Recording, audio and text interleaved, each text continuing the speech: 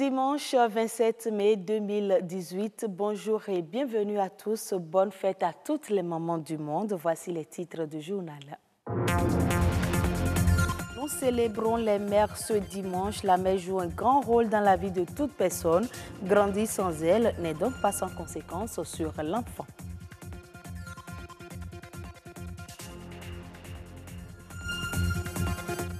À l'occasion de la fête des mères, nous nous intéressons également aux familles monoparentales, surtout à ces femmes qui assurent seules l'éducation de leurs enfants. Comment? Réponse dans ce journal.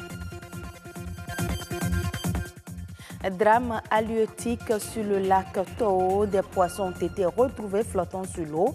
Dans ce journal, les explications d'un biotechnologiste.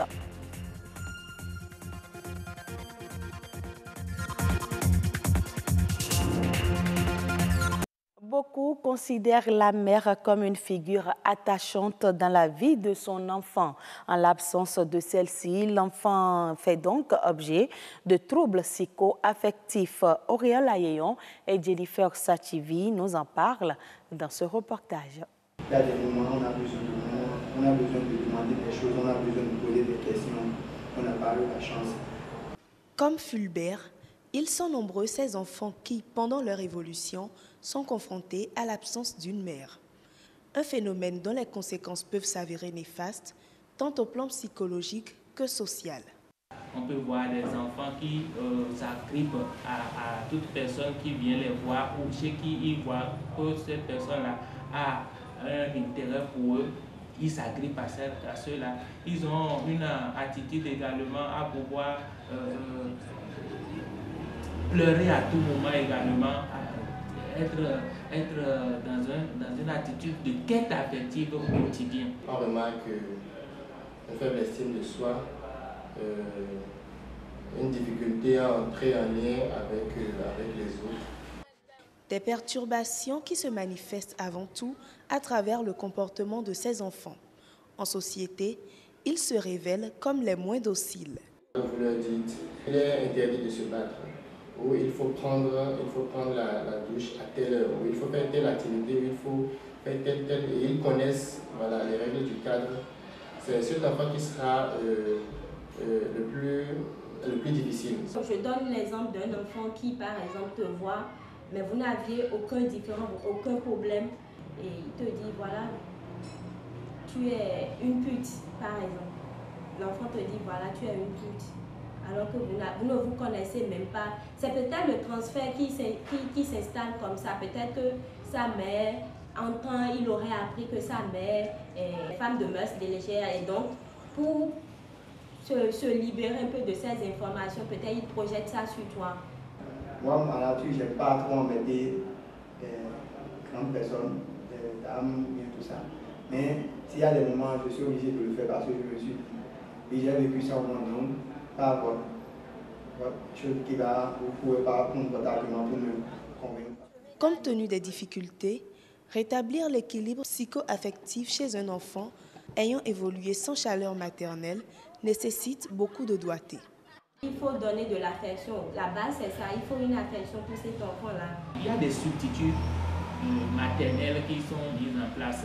Soit que c'est dans le cas d'un divorce, c'est le père qui trouve une nouvelle belle-mère pour pouvoir s'occuper de la garde des enfants, ou bien c'est une figure de sœur à la maison qui incarne cette figure maternelle auprès de eux. Donc la nécessité d'une figure maternelle de substitut est importante pour pouvoir pallier aux carences affectives que crée l'absence d'une mère dans le foyer. Instaurer un climat de confiance entre un enfant ayant subi l'absence d'une mère et l'adulte. Il s'agit là du meilleur moyen pour lui permettre de mieux s'insérer dans la société et ainsi assurer son épanouissement. La monoparentalité reflète la gestion d'une famille par un parent, qu'il soit femme ou homme. Mais très souvent, c'est la femme qui joue le rôle de chef de famille. Dans ce genre de cas, au quotidien, elles se battent pour donner le meilleur d'elles-mêmes. Elles s'appliquent malgré les difficultés pour la réussite de leurs enfants. Suivez ce reportage de Gloria Oni. Mariée hier, divorcée aujourd'hui. La famille monoparentale représente les conséquences du divorce de l'union libre ou encore du décès de l'un des conjoints. Souvent, ce type de famille a à sa tête une femme. J'étais mariée, divorcée et je vis avec les 3 enfants.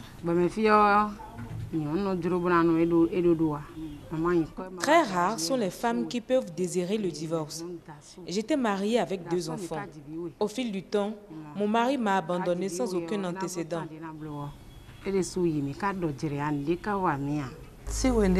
Depuis que j'ai perdu mon mari, la souffrance s'est accrue. La scolarité et le repas des enfants constituent un chemin de croix pour moi. Les blessures sont personnelles, les peines sont constantes. Les difficultés issues de ces situations diffèrent selon les réalités de chacun. Certains enfants en sont conscients et éprouvent de la compassion pour leur mère. Depuis le départ de papa, ça a été tragique, mais je ne sais pas, avec le temps, on a fini par supporter avec. Tout ce que m'ont fait, c'est maintenant que je vois ma mère est une femme battante, quoi. Dame Isabelle est divorcée, mais elle a de la chance. Son ex-époux assure les charges des enfants. Cela ne court pas les rues. Concernant la responsabilité, le papa s'en charge. Contrairement à elle, les réalités sont tout autres ici. Madame Tessie s'occupe toute seule de ses 2 enfants. Je m'occupe de toutes les charges. Quand elle tombe malade, c'est encore moi. Quand j'appelle le père, il me met en confiance, mais ne passe jamais voir les enfants. C'est rarement qu'il me soutienne avec 5 000 francs CFA.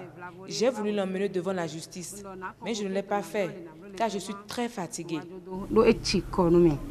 Selon les statistiques du ministère de la Famille, on retrouve des femmes chefs de famille dans 80% des cas de monoparentalité.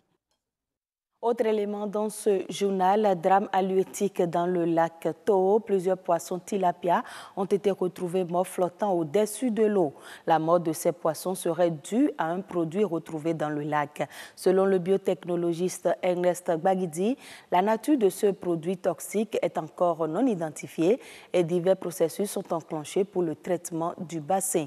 Suivez ces explications au micro de Roland Tidimé et Anthony Alaka.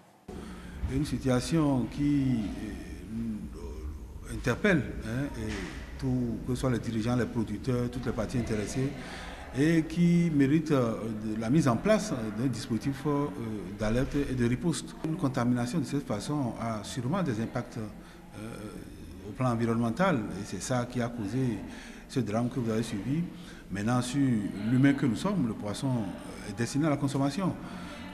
Si des individus se retrouvaient en face d'un tel poisson et le consommaient, vous savez, du point de vue sanitaire, il y a bien de pathologies qui peuvent développer. Et ça repose le problème de financement de l'agriculture, d'accompagnement de l'agriculture, de la sécurisation des sites de production. Je veux parler des assurances. Parce que quand pareils drames surviennent, comme si ce n'était pas en masse, peut-être le producteur ou bien d'autres acteurs vont chercher à dissimuler ce poisson-là dans la grande masse. En plus de la productivité que nous avons noté au niveau du ministre de l'Agriculture, qui a fait des prélèvements sur le site, nous souhaiterions quand même que des prélèvements soient aussi effectués parallèlement à ce qui a été fait sur le marché, et sur des poissons qui sont sur les étalages, et au cas où les résultats trouvés vont corroborer ceux qui sont sortis du laboratoire. Concernant les prélèvements qui sont effectués sur ces poissons morts, on pourra encore tirer les conclusions. L'un dans l'autre, ce lac-là doit être traité pour que, le bassin qui a servi à la production là doit être suffisamment traité pour que de telles situations ne surviennent plus. Maintenant, nous allons vérifier aux alentours pour voir s'il n'y a pas déjà une contamination des sites voisins. S'il faut faire le dragage, c'est tout un processus. Donc, tout de suite, on peut surseoir à cette production en attendant effectivement d'apporter des mesures correctives à ce qui s'est passé. Et ce sera tout pour ce journal. Mesdames, Messieurs, merci de l'avoir suivi.